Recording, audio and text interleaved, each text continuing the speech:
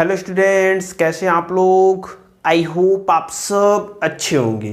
मैं हूं वैभव दुबे और यह है आपका प्यारा सा चैनल एमफी सेंटर। स्टूडेंट्स, आज के इस वीडियो में हम लोग क्लास 12 फिजिक्स के न्यूमेरिकल को सॉल्व करने वाले हैं और जो न्यूमेरिकल है वह हम लोग कुमार मित्तल की बुक से सॉल्व कर रहे हैं। अभी तक हम लोगों ने चैप्टर नंबर 4 संधारित्र एवं परावैद्युत के क्वेश्चन नंबर 42 तक के न्यूमेरिकल को सॉल्व कर लिया है। अब हमें 42 के आगे यानी कि 43 से इस वीडियो में न्यूमेरिकल को सॉल्व करना है। तो जो आपका क्वेश्चन नंबर 43 है वह कह रहा है कि निम्न परिपथ में बिंदु ए व बी के बीच तुल्य धारिता निकालिए। क्वेश्चन नंबर 42 में एक ऐसा परिपथ बनाया हुआ है, कह रहा है ए और बी के बीच कुल कितनी धारिता है वह आप निकाल के बताइए। इसके पहले ढेर सारे क्वेश्चन में परिपथ बनाया हुआ था, वहां पे हम लोगों ने तुल्य धारिता निकाला था। यहाँ पे देखिए 8 माइक्रोफैरड का कैपेसिटर संधारित्र है, 6 माइक्रोफैरड, 3 माइक्रोफैरड, 2 माइक्रोफैरड, 5 माइक्रोफैरड और 4 माइक्रोफैरड के संधारित्र लगे हुए हैं। हमें सबसे पहले ये जानना होगा कि इनमें से कौन कौन समांतर क्रम में है, कौन कौन श्रेणी क्रम में है। सबसे पहले हम लोग क्या चेक करेंगे, कौन से संधारित्र श्रेणी क्रम में है, कौन से संधारित्र समांतर क्रम में है।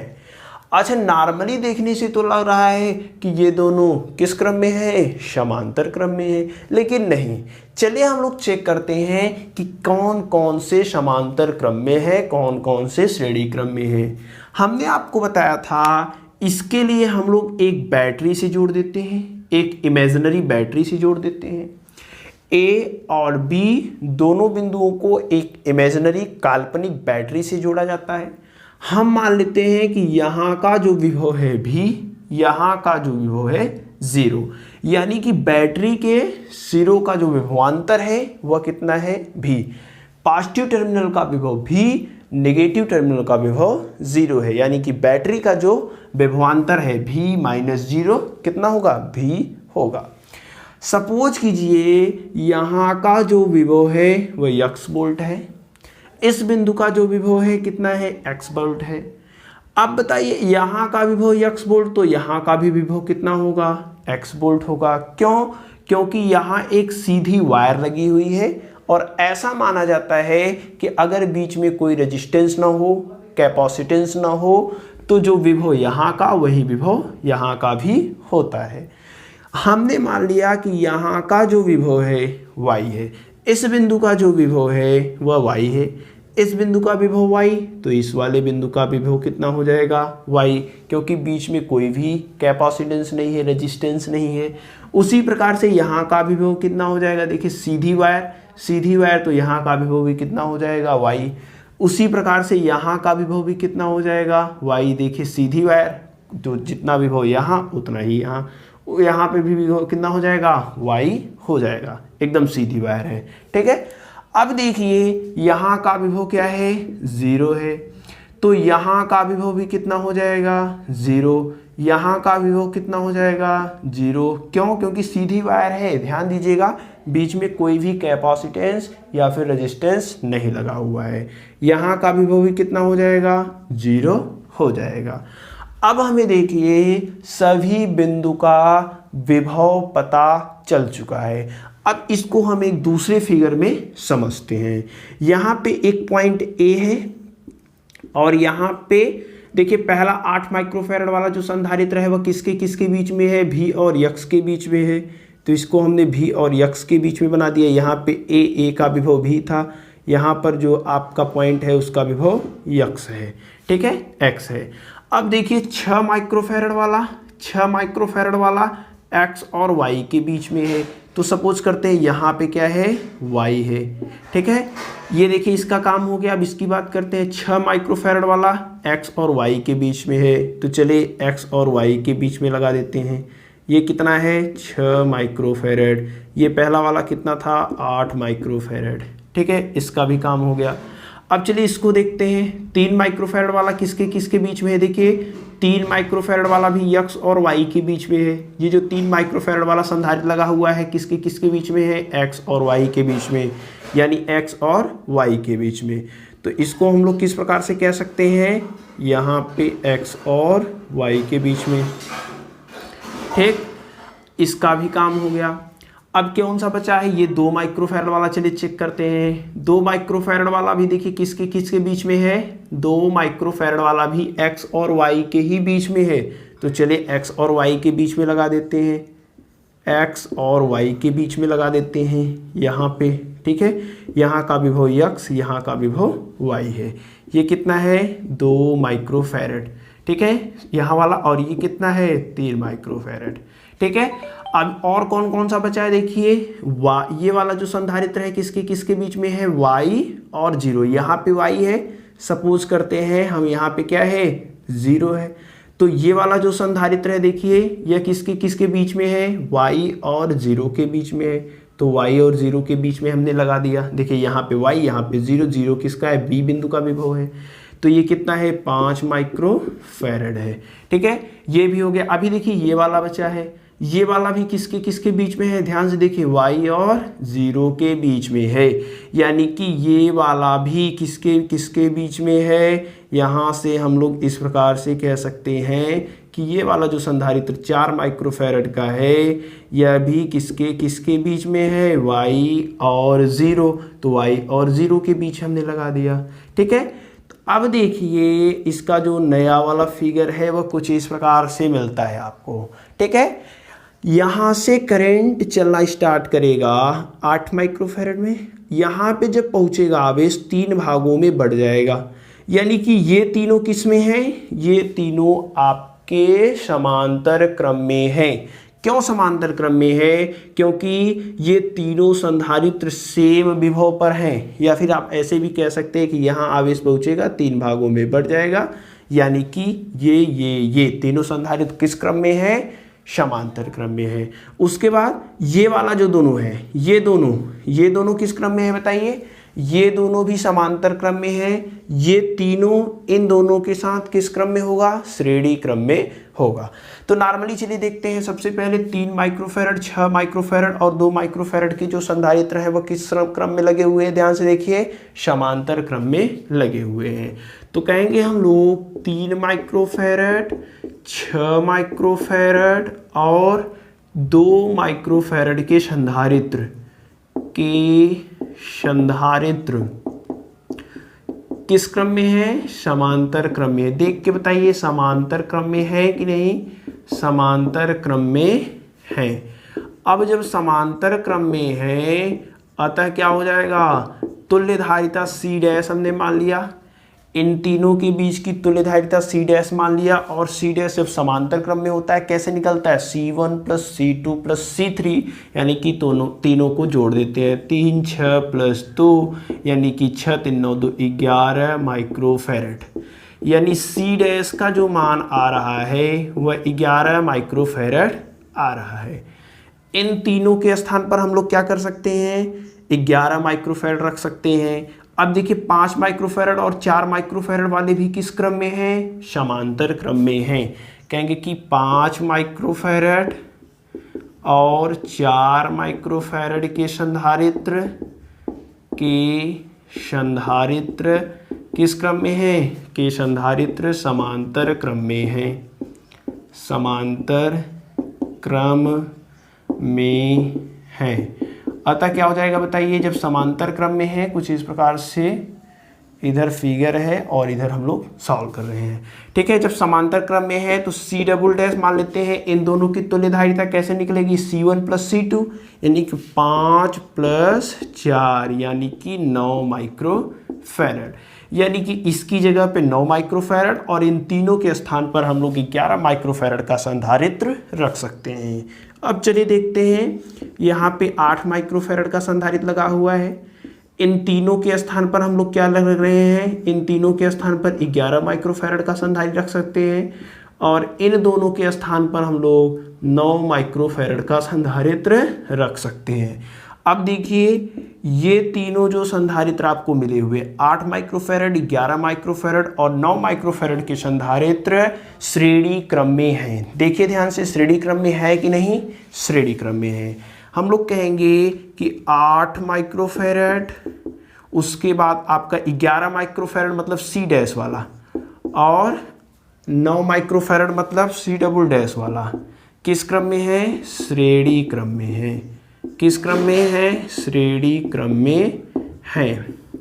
अतः तुल्यधारिता, तुल्यधारिता। अब बताइए जब श्रेणी क्रम में होते हैं तो तुल्यधारिता कैसे निकलती है। श्रेणी क्रम में तुल्यधारिता 1/c is equal to 1/c1 plus 1/c2 plus 1/c3 वाले फार्मूले से निकलती है। यहाँ से देखिए 1/c is equal to 1/c1, c1 मतलब पहला, पहला कितना है 8, c2 मतलब दूसरा, दूसरा कितना है 11, c3 कितना है यानी कि 9। इन तीनों का हमें क्या लेना पड़ेगा, LCM. 1/c is equal to इन तीनों का एलसीएम कितना हो जाएगा, देखिए इन तीनों का एलसीएम हो जाएगा 11 8 88 गुणे 9 792 आएगा। अब देखिए इसको सॉल्व, इन तीनों का एलसीएम ले लिया, कितना आया 792। अब इसका भाग देंगे तो 8 कटेगा, 11 9 99 आ जाएगा, ठीक है। प्लस यहाँ से 11 का भाग देंगे तो 8 9 72, ठीक है। अब यहाँ से इसका भाग देंगे तो 11 8 88 आ जाएगा, ठीक है। अब यहाँ से देखिए हम लोग क्या कर रहे हैं, तीनों को जोड़ देते हैं तो 1/c इज इक्वल टू कितना हो जाएगा, देखिए 8 9 17 17 2 19 हो जाएगा। 8 1 9 9 7 आपका हो जाएगा 16 16 9 25, ठीक है। 259 के बटे 792 पलट देते हैं अंश को हर में, हर को अंश में, यानी कि c बराबर हो जाएगा 792 बटे 259 माइक्रोफैरड, ठीक है। ए और बी के बीच की जो तुल्यधारिता होगी वह इतना होगा, ठीक है। तो ये क्वेश्चन थोड़ा सा इम्पॉर्टेंट था। यहाँ पे आपको लग सकता है कि ये सब किस क्रम में है, श्रेणी क्रम में है, लेकिन ये श्रेणी क्रम में नहीं, ये आपके समांतर क्रम में है। कैसे समांतर क्रम में है यहाँ पे हमने पूरे डिटेल में देखा है, ठीक है। वीडियो को पॉज करके आप लोग इसको नोट कर लीजिए। इसके बाद हम लोग नेक्स्ट क्वेश्चन नंबर 44 को देखते हैं। क्वेश्चन नंबर 44 कह रहा है कि समान धारिता के 4 संधारित्र श्रेणी क्रम में 10 वोल्ट की बैटरी से जुड़े हैं।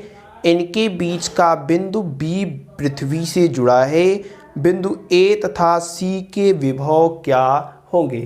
कह रहा है कि ये चारों संधारित्र जो हैं वह समान धारिता के हैं, यानी कि इसकी धारिता अगर C तो इसकी भी C, इसकी भी C और इसकी भी C हो जाएगी, ठीक है।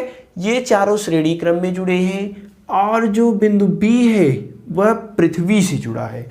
पृथ्वी से जुड़ा है तो यहाँ का जो विभव होगा वह कितना हो जाएगा, 0 हो जाएगा, ठीक है। अगर आप पृथ्वी से जोड़ देंगे तो वहाँ का जो विभव होगा वह कितना हो जाता है, 0 हो जाता है। पूछ रहा है A का विभव बताइए और C का विभव बताइए।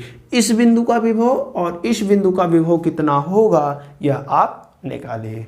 देखिए यहाँ से जब चार्ज चलना प्रारंभ करेगा तो ये चारों जो आपके संधारित्र हैं श्रेणी क्रम में लगे हुए हैं। श्रेणी क्रम में लगे हुए हैं यानी कि इन चारों पर आवेश भी क्या होगा, समान होगा। आवेश समान होगा कि नहीं, क्यों समान होगा, क्योंकि श्रेणी क्रम में आवेश क्या होते हैं, सभी संधारित्र पर समान होते हैं। अब बताइए संधारित्र पर आवेश भी समान है, धारिता भी समान है, यानी कि इन सब का विभव भी क्या होगा, समान होगा। चारों संधारित्र पर आवेश समान, उसकी धारिताएं समान, तब विभव भी क्या होगा, समान होगा। हम कह रहे हैं बिंदु B, किताब में कहा है बिंदु B जो है वह पृथ्वी से जुड़ा है। वह कहाँ से जुड़ा है, पृथ्वी से जुड़ा है। और जब कोई बिंदु पृथ्वी से जुड़ जाता है तो वहाँ का जो विभव होगा, अतः जो बिंदु B का विभव VB होगा वह क्या हो जाएगा, 0 हो जाएगा। हमें क्या पता चला, यहाँ का विभव 0, क्यों 0, क्योंकि ये वाला पृथ्वी से जुड़ा है। अब देखिए यह चारों संधारित्र श्रेणी क्रम में है, चारों का विभव क्या है, समान है। यहाँ का विभव हो गया है 0, अर्थात इसके इधर और इसके इधर जो विभव होगा वह बराबर होगा।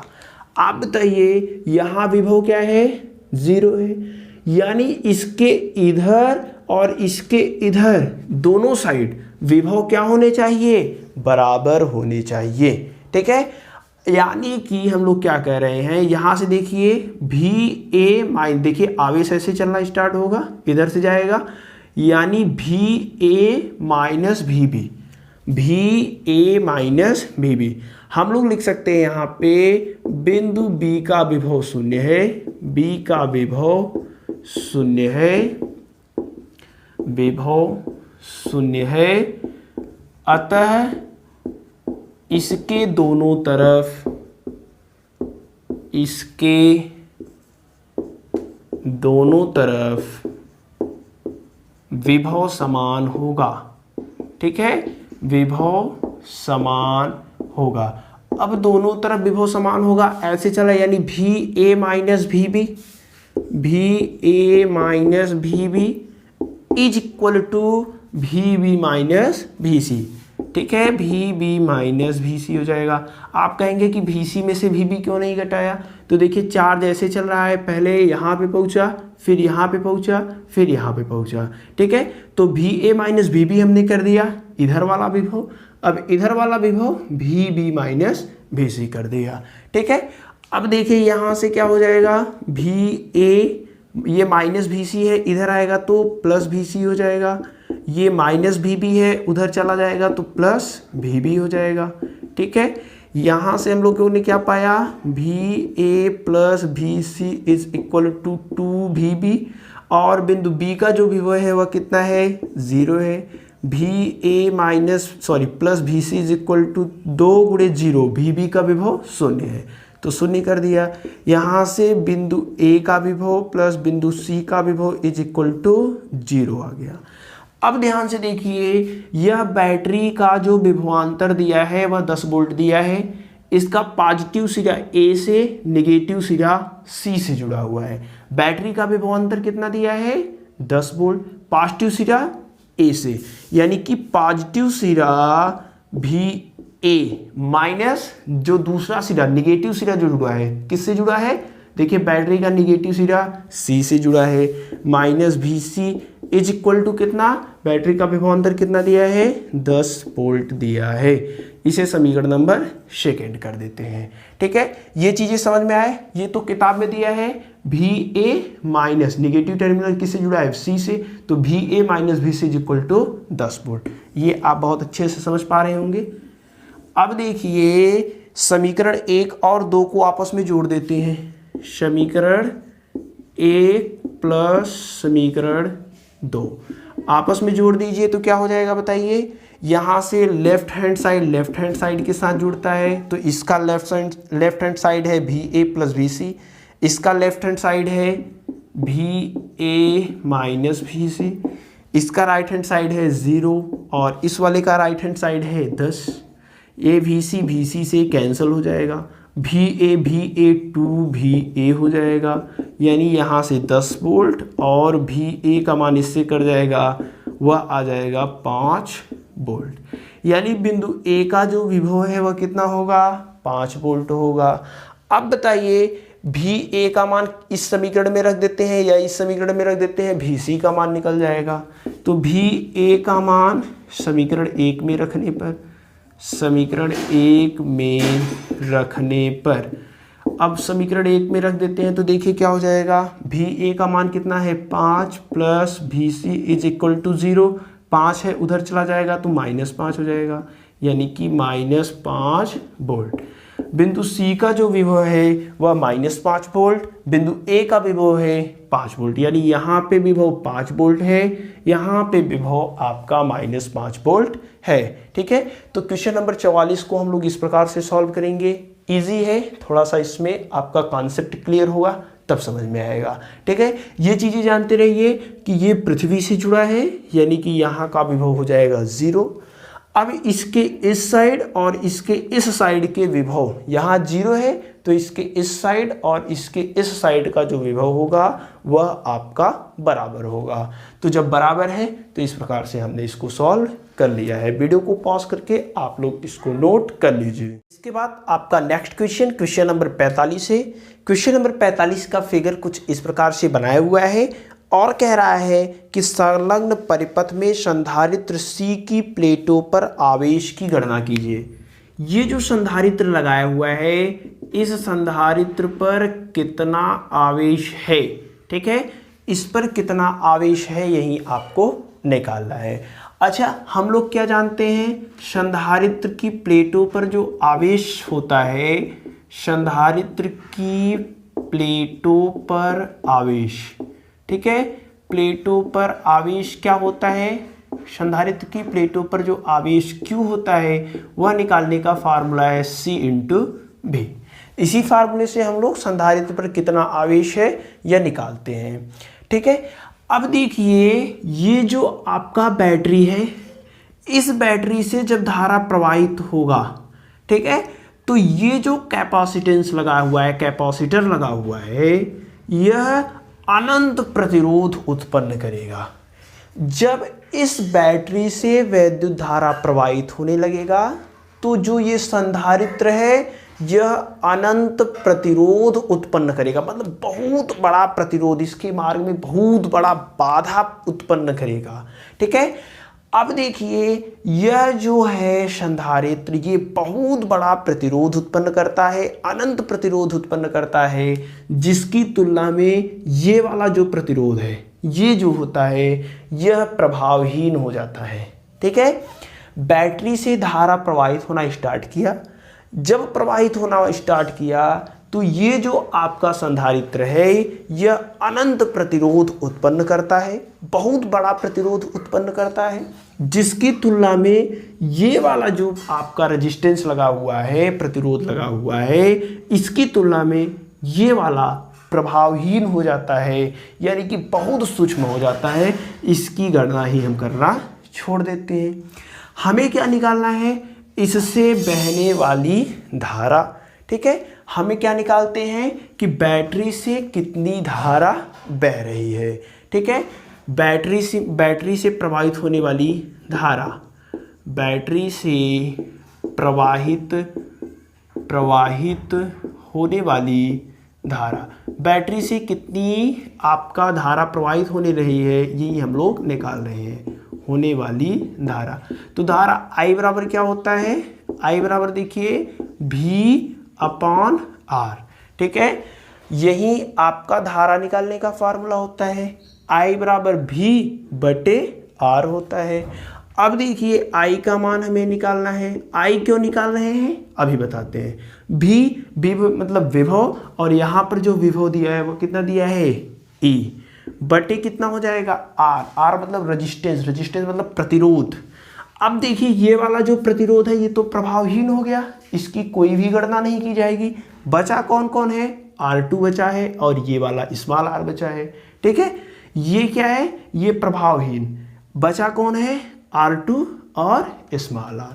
तो I का जो मान हो जाएगा वह R2 + R हो जाएगा, यानी कि बैटरी से जो धारा प्रवाहित होगी वह इतनी धारा प्रवाहित होगी।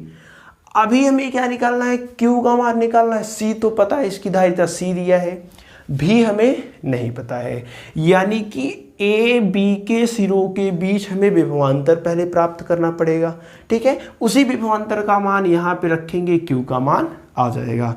तो चलिए देखते हैं विभवांतर कैसे निकलेगा। A और B के बीच विभवांतर, A और B के बीच विभवांतर। तो विभवांतर निकालने का फार्मूला देखिए कैसे निकालेंगे, इसी वाले फार्मूले से V बराबर क्या हो जाएगा, I × R हो जाएगा। अब देखिए, V बराबर I का मान हमें पता चल गया है कितना है, E/R2 + R गुणे रेजिस्टेंस। अब देखिए, A और B के बीच हमें विभव निकालना है। ये वाला जो रेजिस्टेंस लगा हुआ है ये प्रभावहीन हो चुका है। बचा कौन सा रेजिस्टेंस है, ये वाला। तो ए और बी के बीच हमें क्या बट इनटू आर करना है। तो देखिए ये वाला क्या है, खत्म हो चुका है, प्रभावहीन हो चुका है, इसकी तुलना हमें नहीं करना है, गणना ही नहीं करनी है। बचा कौन सा है, R2 वाला बचा है, तो हम लोग R2 वाला लिख देते हैं। ठीक है, यहाँ पे R2। तो यहाँ से V बराबर कितना हो जाएगा, ER2 बटे E का गुणा R2 होगा, ER2 बटे R2 प्लस R। ये ए और बी के सिरों के बीच विभवांतर हो जाएगा और यही विभवांतर इस कैपेसिटर का भी होगा। ठीक है, ये जो विभवांतर आया है ए बी के सिरों के बीच, यही विभवांतर इस संधारित्र का भी होगा, क्योंकि इस रेजिस्टेंस का कोई भी विभव नहीं है। तो ए बी के सिरों का बीच जो विभव आया है वही विभव इस कैपेसिटर का भी होगा। अतः संधारित्र पर आवेश हमें निकालना है। संधारित्र पर आवेश, तो संधारित्र पर आवेश क्या हो जाएगा बताइए, संधारित्र पर आवेश Q बराबर हो जाएगा C देखिए धारिता C ही दिया है, C लिख दिया, इंटू V का मान कितना है, ER2 बटे R2 प्लस R। ठीक है, यही संधारित्र पर क्या होगा, आवेश होगा। ये गुणा जो है इसको हटा भी सकते हैं, डायरेक्ट C भी लिख सकते हैं। ठीक, तो संधारित्र पर आवेश इतने कूलाम का होगा। ठीक, तो इस प्रकार के क्वेश्चन को हम लोग इस प्रकार से सॉल्व करेंगे। इजी था, आई होप आपको समझ में आया होगा। वीडियो को पॉज कीजिए और इसको आप लोग नोट कर लीजिए। चलिए इसके बाद हम लोग नेक्स्ट क्वेश्चन यानी कि क्वेश्चन नंबर आपका 46 देखते हैं। क्वेश्चन नंबर 46 कह रहा है कि निम्न परिपथ में प्रदर्शित परिपथ में यदि बिंदु B को पृथ्वी से जोड़ दिया जाए तथा A को 1500 वोल्ट पर रखा जाए तो बिंदु P का विभव ज्ञात कीजिए। तो चलिए सबसे पहले हम लोग फिगर बनाते हैं। क्वेश्चन नंबर 46 में आपका जो सर्किट बनाया हुआ है वह आप देख सकते हैं, कुछ इस प्रकार का सर्किट है। कह रहा है कि बिंदु B को पृथ्वी से जोड़ दिया जाए। तो जब आप बिंदु B को पृथ्वी से जोड़ देंगे तो VB यानी बिंदु B का जो विभव होगा वह 0 हो जाएगा। ठीक है, यहाँ का जो विभव है वह क्या होगा, 0 होगा। क्यों 0 होगा, क्योंकि बिंदु B को पृथ्वी से जोड़ दिया गया है। जब पृथ्वी से जोड़ देंगे तो विभव 0 हो जाता है। उसके बाद कह रहा है कि बिंदु A को 1500 वोल्ट पर आवेशित किया जाता है, यानी कि जो बिंदु A का विभव है वह कितना है, 1500 वोल्ट है। ठीक है, 1500 वोल्ट है।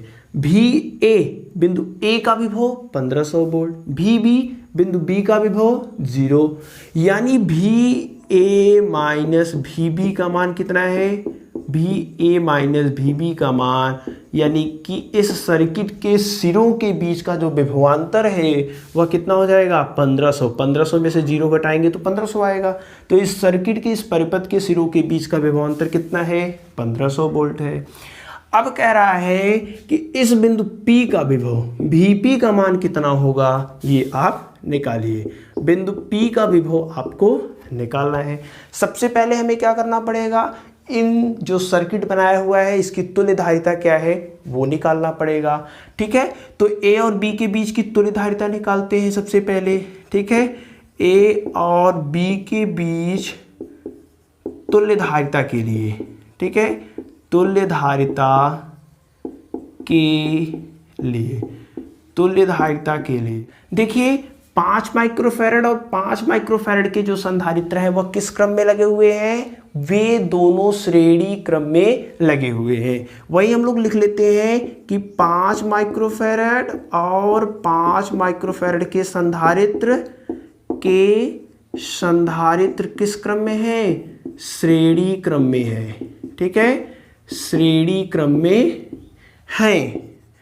अतः बताइए इनकी तुल्य धारिता कैसे निकलेगी। तुल्य धारिता निकालने के लिए 1/c is equal to 1/c dash is equal to 1/5 plus 1/5 LCM, तो 5 आ जाएगा, अंश को जोड़ लेंगे 1 प्लस 1 हो जाएगा। 1/c dash is equal to कितना हो जाएगा, 2 के बट्टे 5, यहाँ से c डैश का मान निकालेंगे तो 5 के बट्टे 2 हो जाएगा, यानी कि जो आपका c डैश 5 में 2 का भाग दे देंगे तो 2.5 माइक्रोफैरड हो जाएगा। अब देखिए इसका और इसका जो तुल्यधारिता है वो कितना आ गया, 2.5 माइक्रोफैरड आ गया। अब हम क्या कह रहे हैं कि ये जो 2.5 माइक्रोफैरड है और 1 माइक्रोफैरड, ये वाला और ये वाला किस क्रम में लगा हुआ है, समांतर क्रम में है।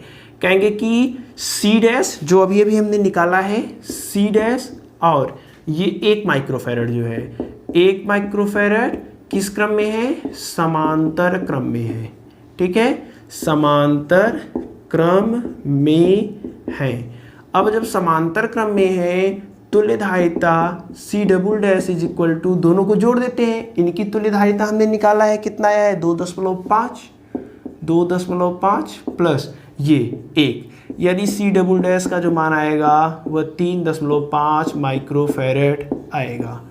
अब देखिए ये भी 3.5 माइक्रोफैरड और ये पूरा भी 3.5 माइक्रोफैरड, 3.5 माइक्रोफैरड और ये जो 3.5 माइक्रोफैरड आया है, ये दोनों श्रेणी क्रम में लगे हुए हैं। ठीक है, तो हम लोग क्या कह रहे हैं, ध्यान से देखिए, कह रहे हैं कि C डबल डैश और 3.5 माइक्रोफैरड के संधारित्र किस क्रम में है, श्रेणी क्रम में है, श्रेणी क्रम में है।